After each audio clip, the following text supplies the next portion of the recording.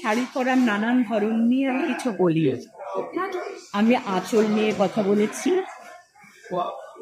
আমি সেটা এখনো বলছি, আমি বলে যাব। যারা এইটা নিয়ে আমাকে ভুল বুঝছেন তারা প্লিজ একবার মন দিয়ে আমি কি কি বলেছি, প্রত্যেকটা কথা সে কি বলেছি সেইটা যেন শোনে। সেটা শুনলে আমার মনে হয় না, যাদেরই একটু বিবেচনা আছে তারা আমার মনে হয় না আমাকে ভুল বুঝবেন। কারণ আমি কাউকে ছোট করিনি, ওই একটা কথা নিয়েই হয়েছে ল্যাম্পপোস্ট। যারা ওখানে দাঁড়ান আমি তাদেরকে সম্মান করছি, কারণ তারা তাদের প্রফেশনের জন্য এটা করে, জীবিকার জন্য।